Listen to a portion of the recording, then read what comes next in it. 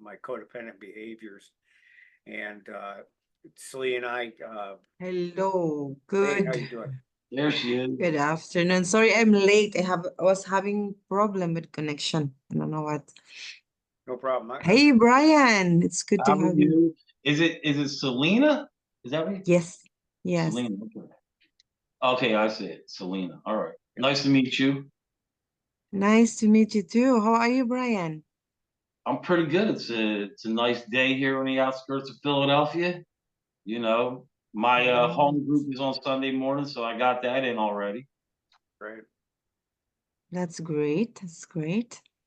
I was just Great. giving Brian some of the backstory about how we met and, how you became my co-host on this show. And I was explaining how, when I first got into AA, I was kind of filled with rage and I was having lots of anger issues. And after I butt heads with Selyna, I ended up apologizing to her, making an amends, and she helped me out with this process she uses called rapid transformation therapy. And it's basically guided meditations that helped me overcome the desire to give in to my anger all the time. And so it was extremely instrumental in my recovery. Even though I Right. learned what was wrong with me in AA, without her treatments, I don't think I'd be anywhere near this far today. I was really holding on to anger. Nice. And how long ago was this? Uh, so at least a couple years, Okay. you know. So you said that you were in Al-Anon. What brought you to Al-Anon? Did you have you? Because that's for families who deal with alcoholics. Right, and that's kind of ironic too. I started in Al-Anon in 1989 after going to some AA meetings and thinking, well, I'm not as bad as those guys. Okay. And I got into Al-Anon because I was dating a girl at the time who dumped me, and I was trauma bonded to her, and it was devastating for me. So her mother suggested I go into Al-Anon, and I went into that thinking I was going to get her back, which Ah, didn't happen. But I got in some, about 4 years of recovery there, and thought I graduated, and I stopped going. And the thing was, is at the time, I recognized that I was an alcoholic, but I didn't realize how big of a problem it was for me, and I didn't realize that the disease, all these addictions, are progressive. yeah. So, I was a high functioning addict at the time that I was in that original program, and I had an 11-year dry drunk. And then after another series of events, I got back into Al-Anon. And then one day I just finally hit bottom with my drinking, where I realized not only am I an alcoholic, but I can't handle it. It's a real problem for me, and I Right. need help. You realize that you weren't so much a highly functioning addict, you were a highly delusional addict. Yeah. Yeah. Yeah. Yeah, I think we all come to that point where the denial is gone and you're face to face with it. And at that point it's like, what do? That's probably the biggest part for me when there was a lot of desperation involved when I got clean because of I just burnt my life down to the ground. And anybody that loved me, I took all their hopes and dreams. But it's a great day when you actually realize I've been lying to myself here, Right. and I got a bigger problem. How about the fact that you know, might even on a deeper level, it's not so much this alcohol's a problem. Like I'm the problem. I'm just trying to find a solution in this drink or this drug. You know what I mean? Yeah, exactly. And that's the thing is, Sorry again. Sorry, gentlemen. I don't no know problem. what's happening. Okay. I hope I stay. Sorry. What Yeah, I did I can miss? hear. I can hear you, Selena. I can't see you. Oh, okay. There you go. You can see you now. Yeah, well, that's one of the things that I teach people is that denial is a sincere state of mind. We genuinely do not see how Right. bad it is until you have that psychic change where you hit a final bottom and go, wait, I can't do this anymore. Because I had many bottoms with alcohol. There were so many times that I said, I'm not going to do this anymore. And then somehow I'd go back to it anyway. But that final bottom was just, it was just an awakening. You know, I consider the first step one of the many spiritual awakenings that you have in recovery. Yeah, definitely. And that denial thing, it kind of reflects on we're in denial ourselves, and you know how most of society views us is it's kind of like this thing like, well, if you wanted to stop, you would. You know what I mean? If we're you know you're doing this to yourself, you want to do this. You know, but you know my sponsor I've been clean a little over 7 years, and one of the things he has drilled into my head was, listen, it's better to be understanding than to be understood. So to sit there and try to have someone see it your way, I promise you that I was using against my own will. Right. You know what I mean? Mm-hmm. It's a rough thing. I get it. You know. Yeah, and I went and I watched your first step video, and you know, we have a lot of common ground because I agree that, you know, and that's the whole premise of the show is that there's many modes, there's many different programs for recovery, Sure. and that, you know, they're all similar in the sense that they're going to help you develop self-awareness and learn how to let go of harmful things. And the only real difference is in what kind of an inventory are you doing? You know, Right. what things are you inventory about yourself? Because in the codependency groups that I'm in, it's a completely different set of character defects that we look at as opposed to NA or AA. Right. And it also goes to, like, you know, how deep do you want to go? How much effort do you want to put into it to explore yourself and find out why it is why it is you do the things you do? You know what I mean? I think there is levels to the self exploration, if you will, Yeah. of what we're doing. In that video, what I was trying to stress was, because like Narcotics Anonymous is the program that I chose. It's the 12-step fellowship that I chose. But what I stress in those videos is I'm not here to promote it, but I will promote 12-step recovery in general. I do think there's a very valuable thing contained in those steps for somebody with the disease of addiction.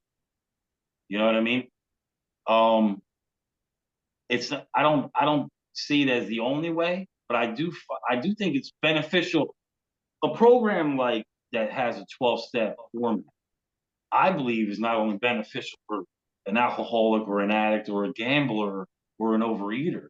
It's probably beneficial for the whole world. I mean, look at the things that you do in those steps. All right, it's about inventory of yourself, searching your fears, the situations you find yourself in. One of my big things was relationships. Like I would find myself with a woman with a different face, but it was the same woman. Yeah.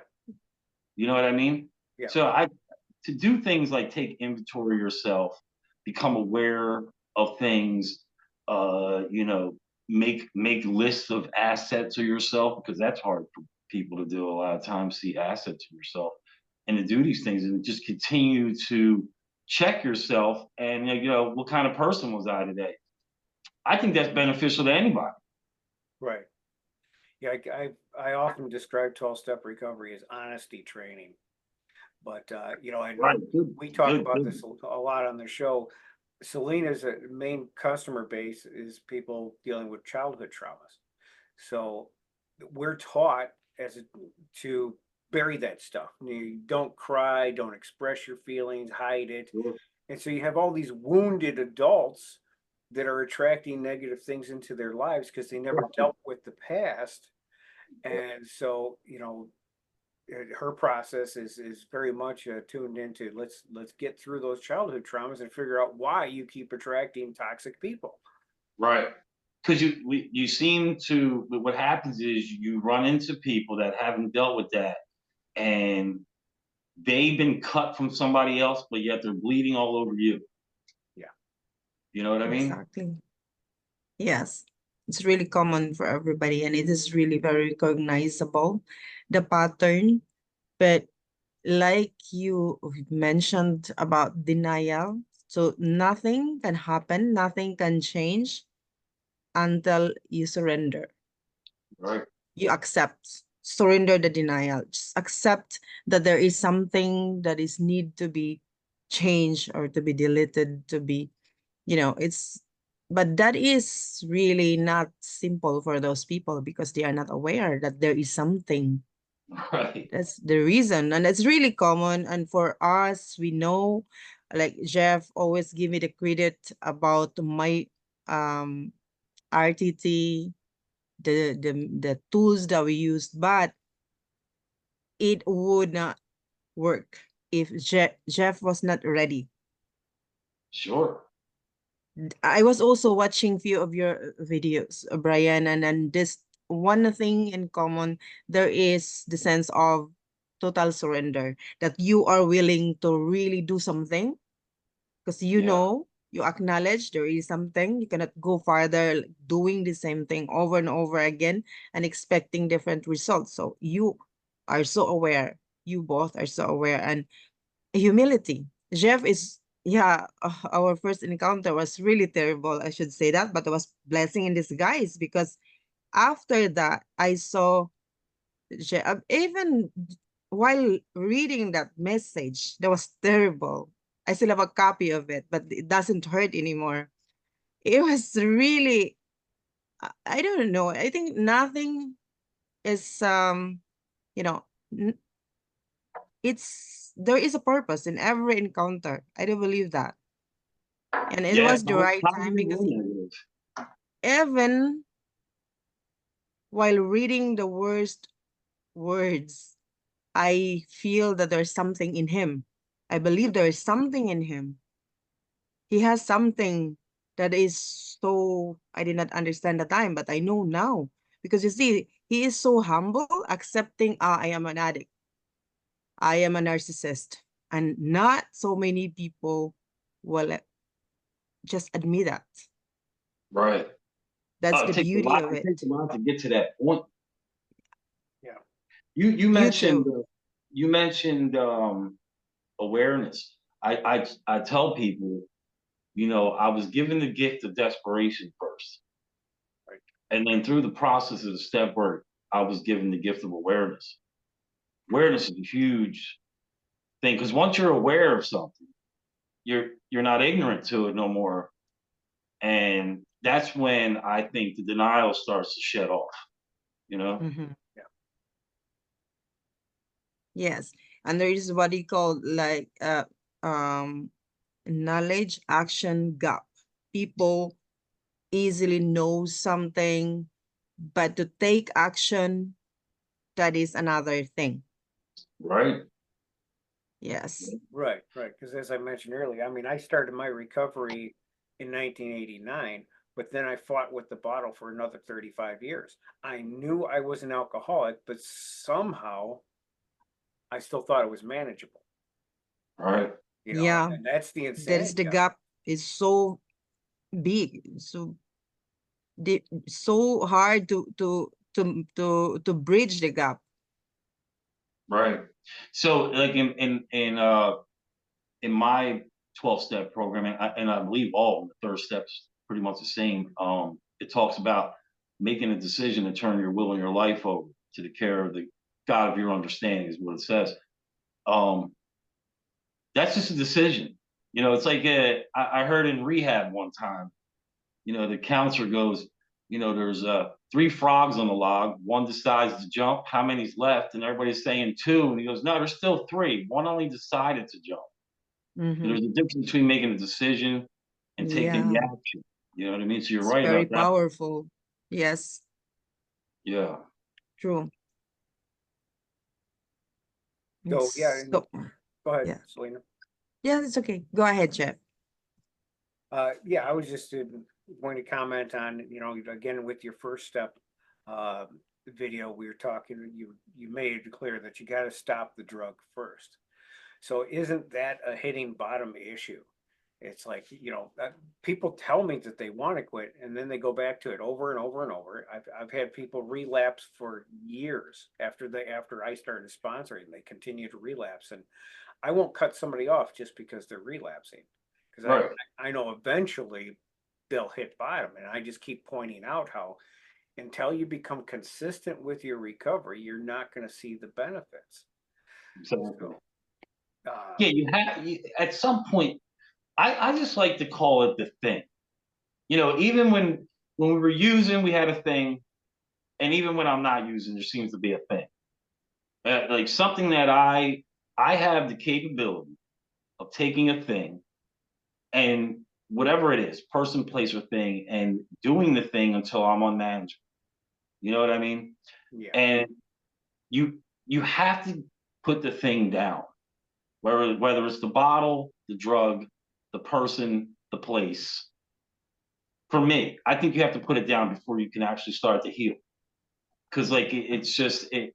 I don't know how. First of all, I don't know how you can develop a conscious contact with the God of your understanding if you're still using, right. or how could you truly love yourself to truly love another human being if you're still using? Because you can't really love yourself if you're using. I mean, Right. And here's an interesting thing. People say, "Oh, I don't believe in God." I go, "Well, when you're using, that is your God. That's your higher power.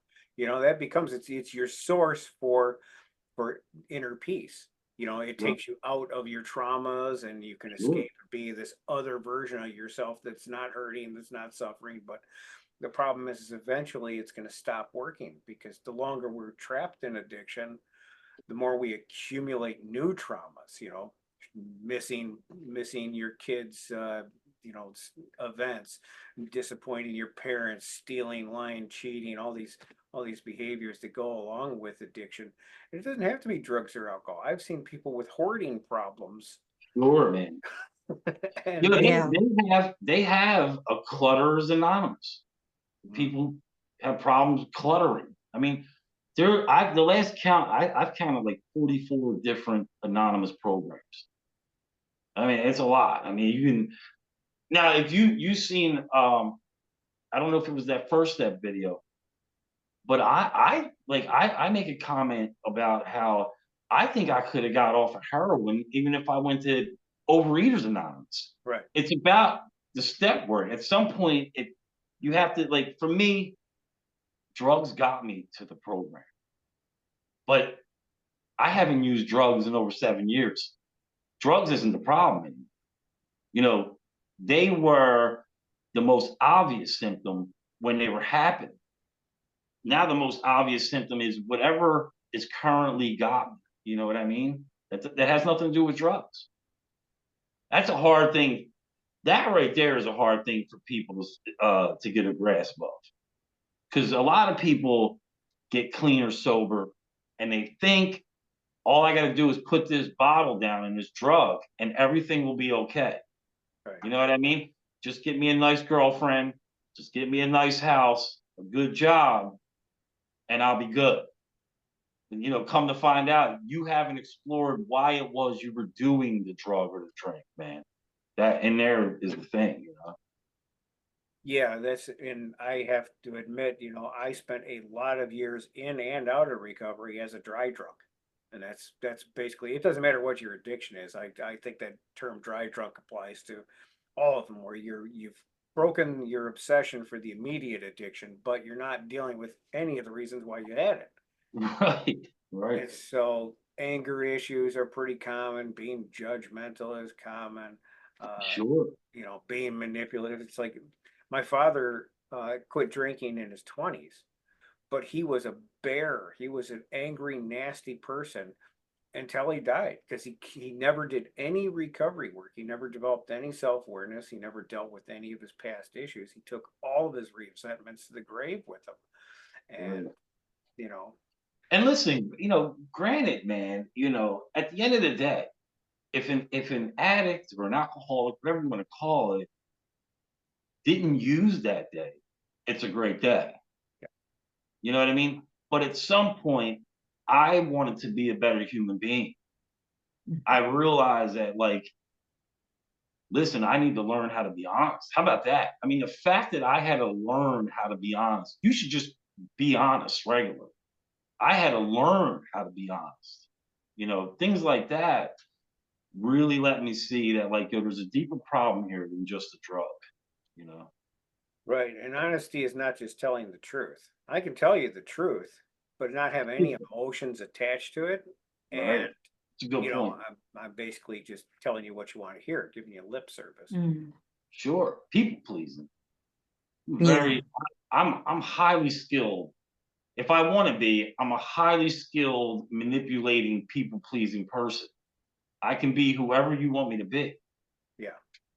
I have that capability. You know, that's one of the reasons I needed to do some inner searching, man, because I don't want to be that way.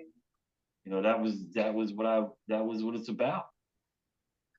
Yeah, I believe everyone has this multiple personality, and it's not wrong as long as it will not become a disorder and you are Right. not harming anybody or not harming yourself. And the thing with common with you, every human being is really, um, I think everyone has experienced some trauma, but they look at trauma as an ugly thing. So that's why they deny it, and they don't accept that something happens. So they suppress it, they cover it by doing something, Hmm. alcohol, whatever, and it become an addiction, but without being aware of it because of shame and guilt, and they want to cover it and pretending, oh, I'm fine, I have recovered, it's a past and I am strong. But Yeah. deep inside, you are the only one who knows the real thing, what's going on inside.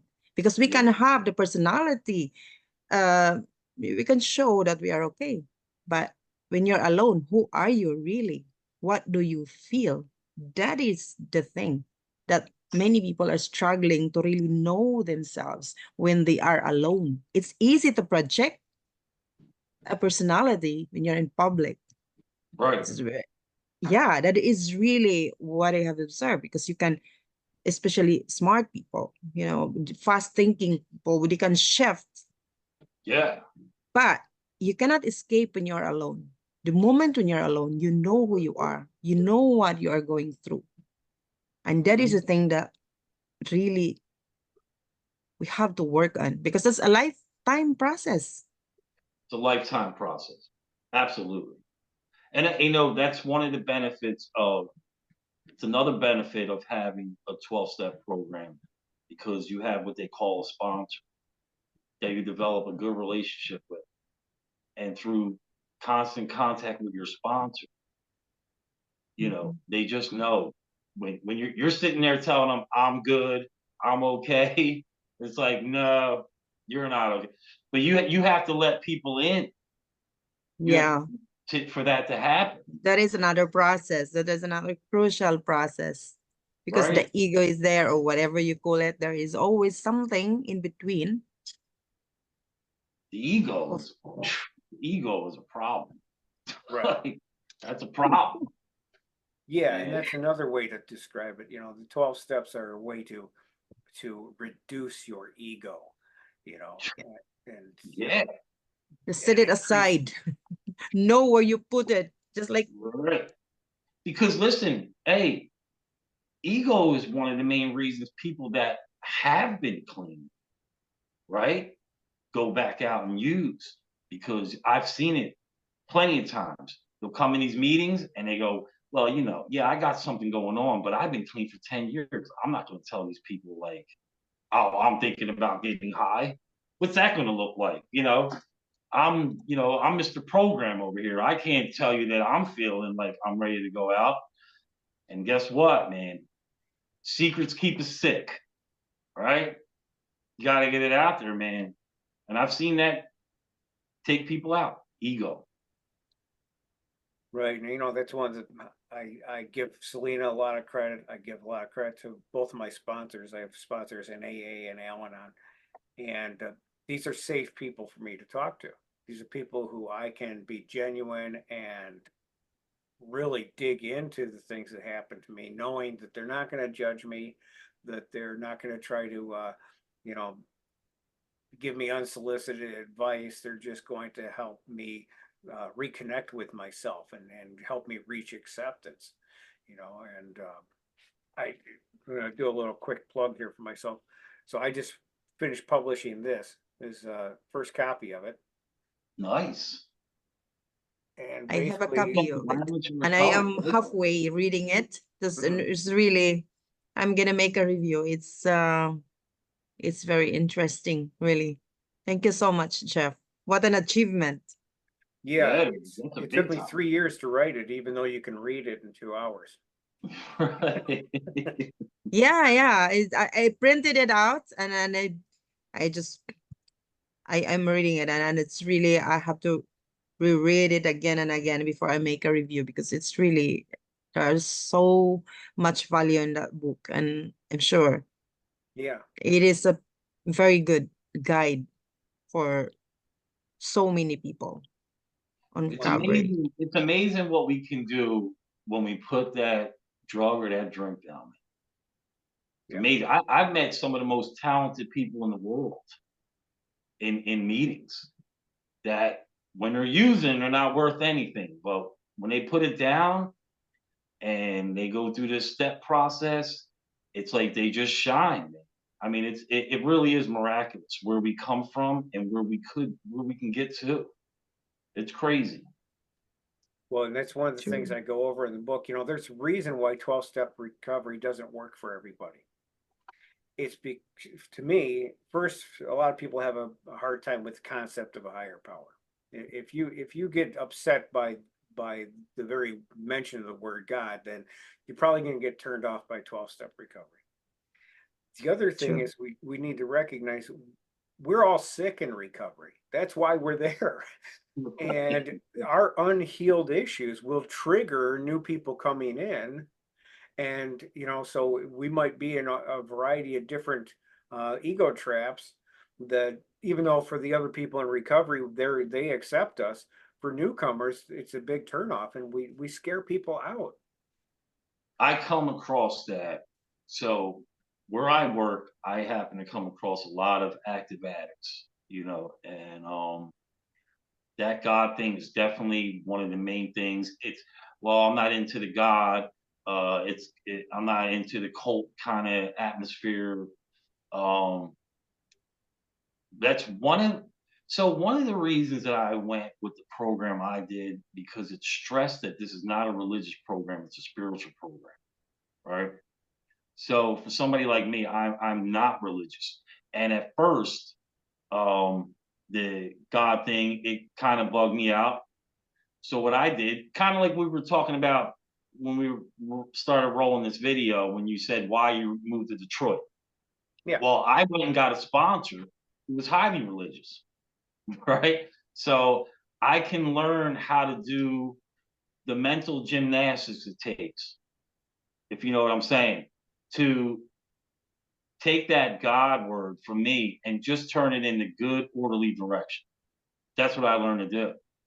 And I made the higher power thing Narcotics Anonymous as a whole, not sure. individuals, as a whole. And that's how I kind of did that. So it is, you're right. It is something that bugs people out. But I try to tell people it doesn't have to be about a deity.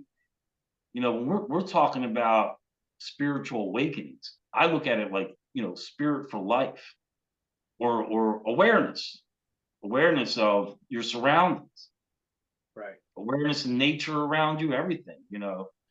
And so if you heard me and my sponsor talking about God and higher power, you would think we're talking about the same thing. Mhm. You understand? Yeah. Even though you have a completely different language for it. Even though it's completely different. But I've come to accept the fact that yes, it says God in this literature, it says that, but like that can be for the individual. You understand what I'm saying? Yeah. Yeah. God serves has a very specific purpose in recovery. It's a benchmark for mental health. Okay, so and we need to recognize that every human being has this benchmark for mental health within them. So how do you connect with that? Do you give it a name? Do you put a face on it? You know, that's up to you. That's up to you. For me, That's a good point, man. you know, for me, inner peace, just being peaceful. When I'm peaceful, I'm at my healthiest. And so I try to think of that as my higher power, peace. Hey, yeah. And That is really true. go ahead, Mhm. Selyna. Yeah, I used to be very, when I was young, really focused on one religion, which is not bad. I have learned a lot. But what I've learned, when people really focus on one religion, there is one set of beliefs, and then they disregard the other. That's what not everybody. I think that the main thing is, we all believe that there is something, the higher power, awareness, whatever you call it. But what I've learned is just be open. It's not, there's nothing wrong of being religious, as long as it will not make you become a close-minded human being. Right, That's what I have learned, because uh it's okay. I was really trying to connect, because when I was young, I was really focused, very devoted to one religion. And then I've noticed things. So I tried to find the link between science, theology, spirituality, religion, or whatever it is, and be open, respect people's belief. And then if we can do that, it is easy to understand where people are coming from, and we don't take it personally anymore. Their comments about us, about their reaction, about what we are telling them. Not everybody can accept what we are telling them. But if you understand them, you just accept that their level of perception is not the same as yours. right. And that's the main thing. Open-mindedness is a huge thing. So, you can't graft a new idea on a closed mind. I mean, right? I mean, that's just the way it is. Um, but True. yeah, I, you know, I had to come to terms with, because when we get clean, we tend to want to come in and look for all the differences, which pushes us out. Yeah. It's one of the reasons we go out, because we're so Mhm. focused on the differences.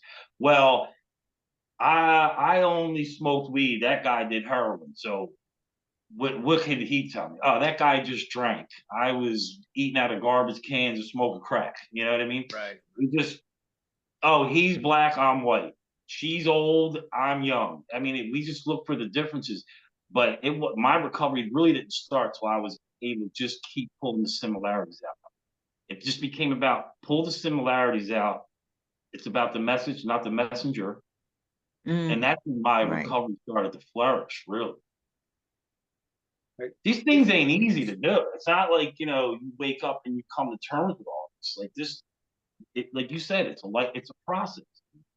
Yeah, it becomes a life process. And you know, two things about that. First, you sponsor a number of people, right?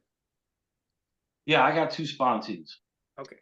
Have you ever had to let a sponsee go? Yeah, I've had sponsees die on me, Oh yeah. so let them go.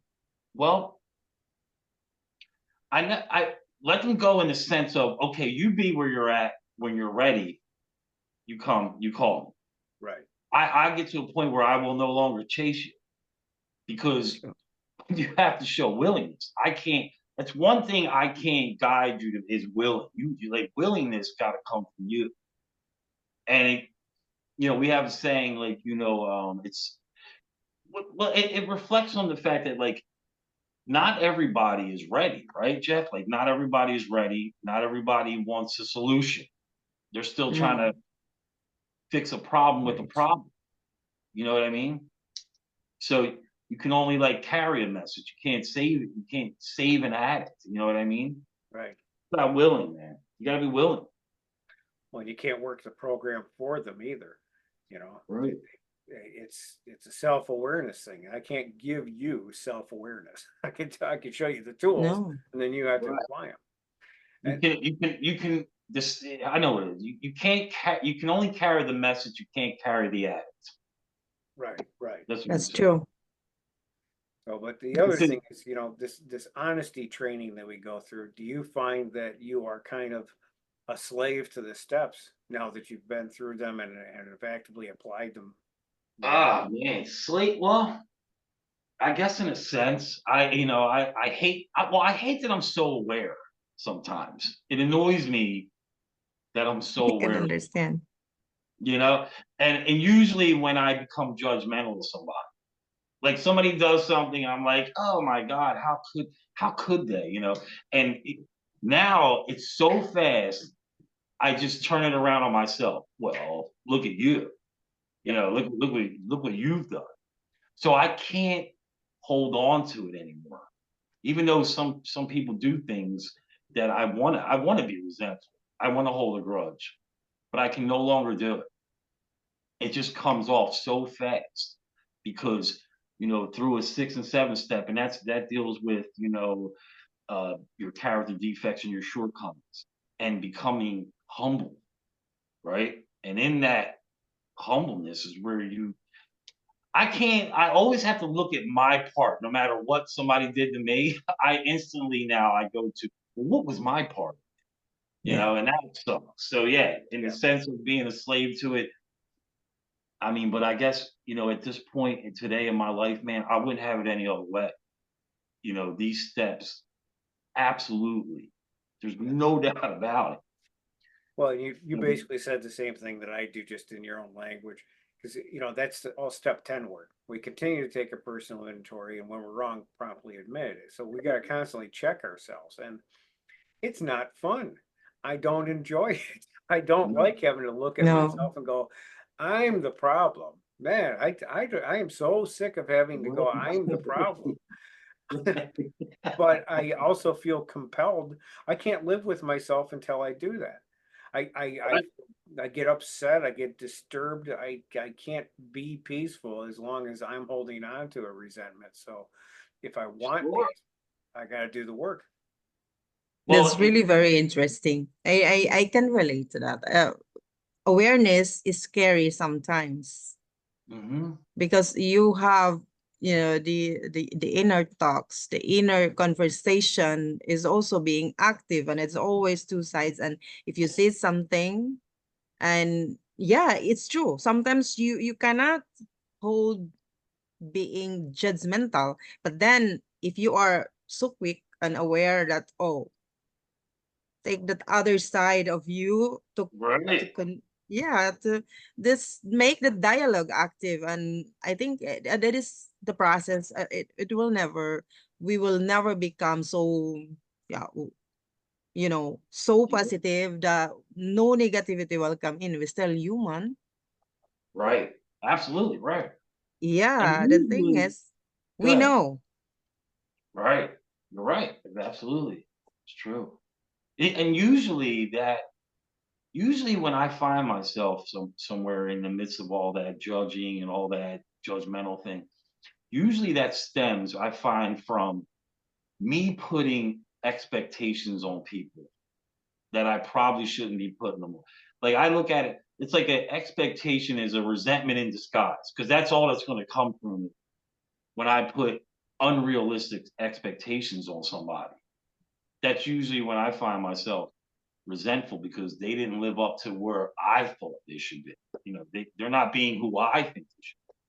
You know what I mean? Yeah, that's very interesting. When I hear you, like Jeff, or you're talking like there is an acceptance, there is an awareness, like me judging. So you recognize it, you're aware of it, so you can really learn to minimize being judgmental compared to people who are just looking outside, not looking at you, where you were, what you've learned, what you've encountered. Because that is the big difference for those people who stay doing their thing, judging people and blaming and this and that. But the thing is, I'm hearing from you, gentlemen, It's really, there is surrender, humility, acceptance that we all take part of everything that is happening to us. Not every time that we can control, we can Right. shift to positive reaction, but the awareness is there. We can learn and do something, do better next time.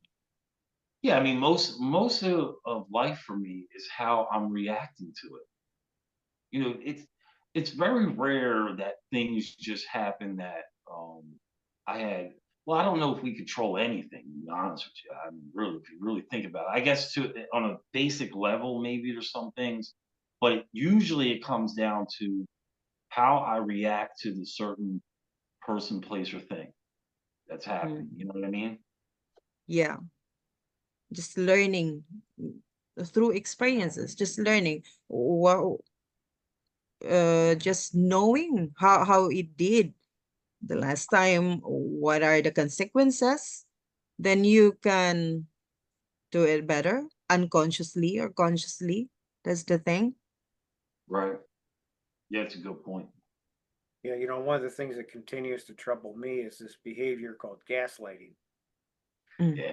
I've done interesting. lots of it. I did years of that, going in and messing with people's heads. And now when people do it to me, a lot of times I get really upset, especially when it's just ridiculous. When I say something that is helpful and true and kind, and then somebody comes along and says, that's wrong, when they didn't even understand what I posted. Right. you know and it's Yeah. like you can't overcome that. You've already lost.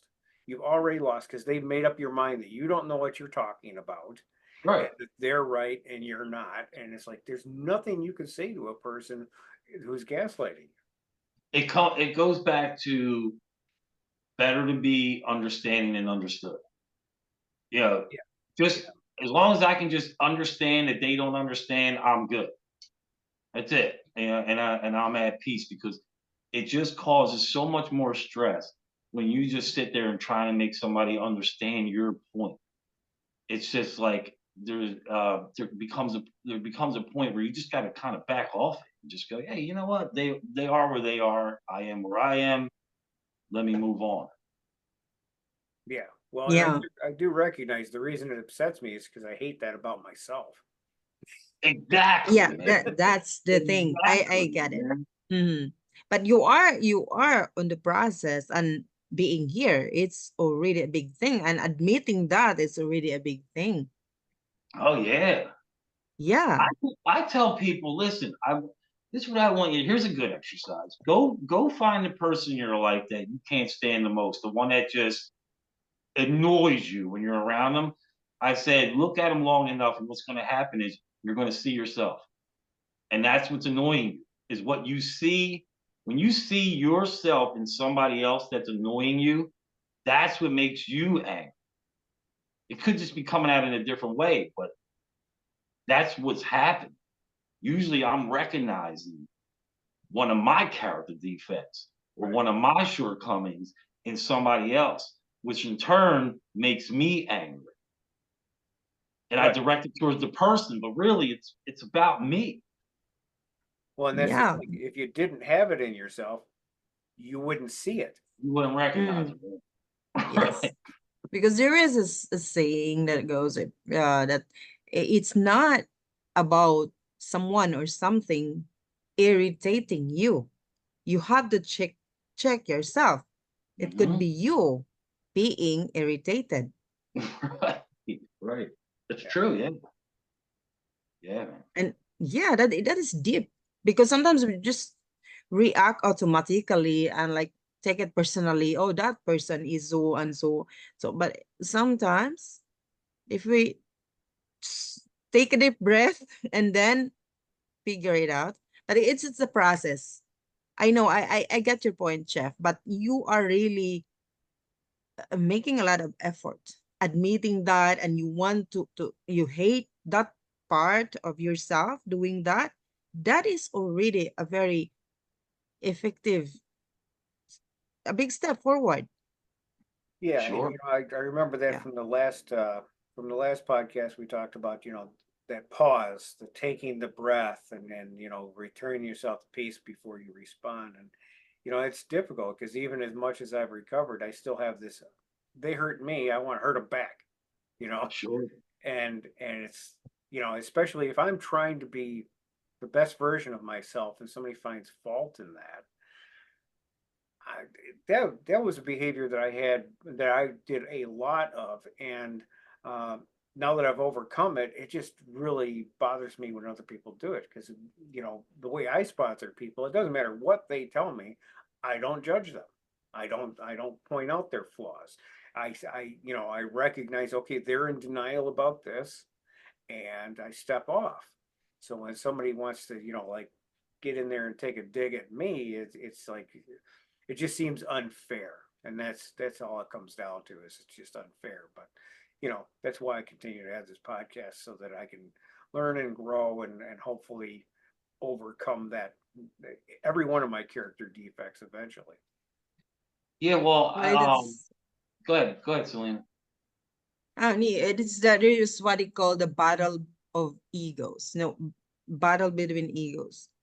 So when you say something and it's right, it works, and then they act negatively, and then it activate your ego unconsciously, Yeah. because Right. it's right, but and what happened? There is a battle of egos, and if that happens, nothing really wins. That's an interesting point. Yeah. You're Yeah. right. That's probably exactly what's happening. Yeah, absolutely. I agree to that. What, for sure. And most of the time it's unconscious. We don't Right. recognize that right away. It's unconscious because the ego is a kind of autopilot. It's almost instinctual. Yeah. It's like it's just like anything else in life. It's almost like on a level of eating food, drinking water. You know, it's instinctual. When I do these things. You talked about a pause.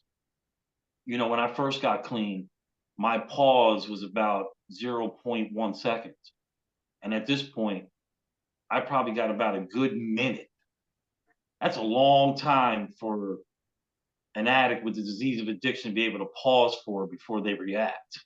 Yeah. A minute's a long time. Yeah. You know what I mean? So that's another thing that following this 12-step program has given me, is that pause where, okay, let me take a look at the situation. Where am I standing on something here that I really don't need to stand on? You know what I mean? Do I need to fight this battle here, or live to see another one? Things like that. Because some things, it just comes down to, like, sometimes you just gotta let people be where they are. You gotta just let them be where they are. Yeah. It Well, saves me a lot of stress. that's a good point. See, I know better, and I used to be able to do this more often. But I recognize that, when somebody's in denial, first thing you want to do is agree with them. You don't take the opposite stance. If somebody says, "Oh, well, you should really go to the hospital for that," you go, "Yeah, you're right. You're right. You should go to the hospital for that." That's not exactly what I was trying to say, but I see your point. Because again, you're not going to change their mind. They're right. They You can disarm somebody like that. yeah. Just, yeah, you're right, but, and then you just kind of go, and then you just kind of lead it to another direction, and maybe they can, they can kind of see where you're coming from. But you're right. If you just come up, you don't know what you're talking about, people get defensive, and at that point, the conversation is probably over. But even though you're still in it. Yeah, well, and to me, that's the real issue. It's like, if somebody comes at me, telling me that I'm wrong, that's just an immediate sign of disrespect, and that's why I respond poorly to it. 'Cause Yeah. I'm not going to. Your ego, Jeff, is very Yeah, very protective of you. I because you are always on point. And then one thing I've learned in RTT is that one of the role of the ego is to protect you. So when you teach something, when you want, you have the good intention to share, to help people, and they don't accept it, that's your ego is automatically protecting you. Like, oh, how come they don't accept it? You're right, and that's the thing. That's why you are triggered, and you cannot control it anymore. But Yeah. you will get there. You're really going there. Yeah, right. Well, there's something that a lot of people who take their recovery seriously generally know this one fact. Addiction's not a choice. People think we're choosing that, and No. it's not really a choice. It's your subconscious mind dragging you into a behavior outside of your, that's more than your willpower, that's stronger than your willpower. Because if it was just up to your willpower, you wouldn't be doing it. Because deep down, everybody knows if you're trapped in an addiction, it's painful. You're causing damage. Sure. But I get into discussions with people and they want to say, well, I chose to drink too much and it was all my idea. And I'm like, I don't think you really understand yourself that well, frankly, because, Right. those choices, we have a finite number of choices based on the things we've experienced in life. I can't just suddenly start speaking Portuguese because I want to. You know, Right. I need to have taken classes and learned, somehow that language. Uh, and it's the same with drinking and or drug addiction. I can't just suddenly stop being an addict because I want to. Right. I know I tried and it failed every time. The way I work is I go back to that stuff over a long enough period of time. I will return to just about every addiction I've ever had. Yeah, I actually, so I'll be in meetings sometimes and I kind of cringe when it's just the way I look at it. Somebody will share how, I'm so glad that I have the choice whether I want to use today or not. One of those things. And I say to myself, man, I can promise you this. If I go back out and use, I left myself no choice. And that's why I'm using. The choices occur with me. I have a choice to go to the meeting. I have a choice to do this step work. I have a choice to call my sponsor. I have those are my choices. But when I stop doing these things and I stop treating my disease, because to me that's what my 12-step program does. It treats my disease. So when I stop treating the disease I have, I ultimately leave myself no choice. I will use. It might take a little bit, but I will use because it goes back to that like instinctual thing, man. Just like this is what I do to seek comfort. I get high, Right. you know. And another point about that is with addictions, I try to explain to people if you can stop every time when you want to, Yeah. then you're probably not an addict. I can't. And I mean every time. I can stop sometimes when I want to. And then there's other times where I don't know what happened. It just went completely out of control, especially with my drinking. There's nights that I'd end up waking up in some complete stranger's house next to a stinky dog piled in garbage, and I'm like, how the hell did I get here? And Right. I sure didn't plan on that. But the longer I drank, the more of those types of incidents I was having. Well, I believe there might it's my own kind of theory, I guess. I believe that there's people that come into these meetings I go, and some of them come in with the disease of addiction, and some of them come in with a substance abuse problem. And to me, there's a difference.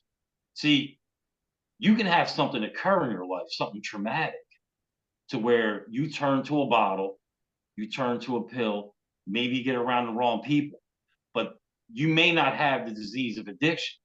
So which to me means if you can get yourself away from the drug long enough, you can realize the error of your ways and not do it anymore. Me, I can't do that. Like I keep using till the wheels fall off. Right. And then if I just stay absent and don't treat my disease with I chose a 12-step program to deal with, I will use again, knowing the devastation that's coming. Right. Yeah, I've been highly addicted to opiates twice, both under doctor's prescription.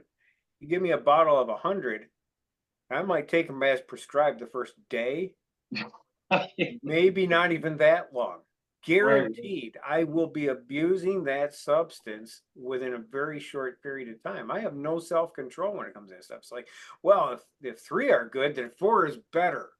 Or is better. Yeah, they make a joke. They say, if you could get recovery in a pill, I would take 2. Right, right. Yeah. So, Yeah, very interesting topic. well, Selyna, I appreciate you joining us, and don't worry about the little hiccup in the beginning. Not a big deal at all. Thank you for being instrumental in keeping the conversation going. Anything you care to add that may have come up while you're listening? I think we've talked a lot of polio stuff, and I think we just continue talking about this stuff because repetition is really very powerful. Sure.